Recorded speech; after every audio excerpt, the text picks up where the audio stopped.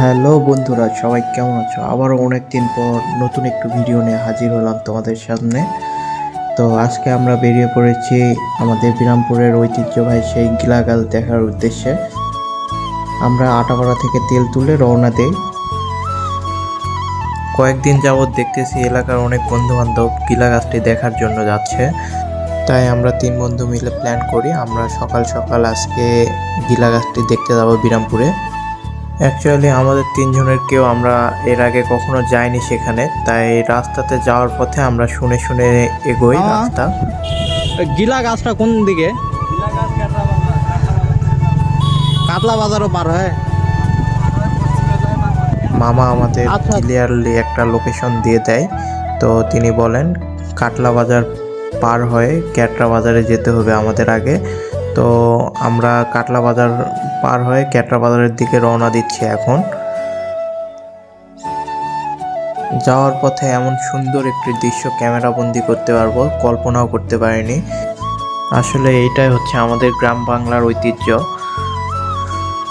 এক কথায় অসাধারণ একটি দৃশ্য ছিল।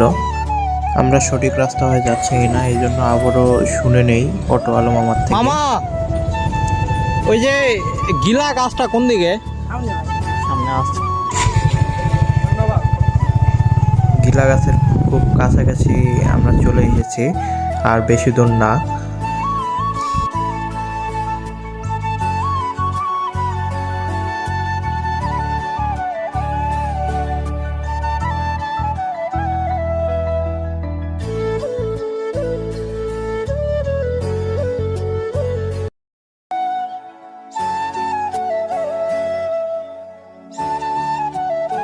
অবশেষে আমরা বহু অপেক্ষার পর আমরা চলে এসেছি আমাদের সেই গিলা গাছের কাছে। তো জায়গাটা অনেক সুন্দর, এক কথায় অনেক সুন্দর একটি জায়গা।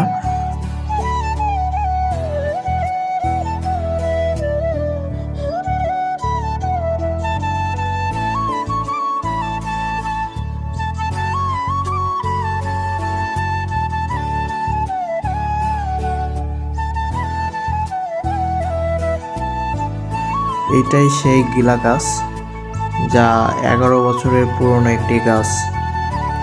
গাছটা প্রায় 3 বিঘা জমির উপরে বিস্তৃত আছে। এমন গাছটা দেখতে অনেক সুন্দর লাগে, এক কথায় পাহাড়ের মতন একটা ফিল পাওয়া যায়।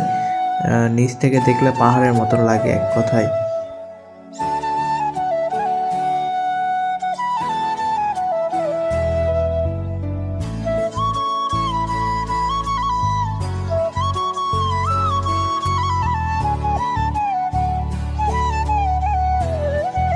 এনেই সেই মুরব্বী যার সাথে আমরা কথা বলে জানতে পারি আজ থেকে 11 বছর আগে এই গিলা গাছের বীজ এনে তিনি বপন করেছিলেন।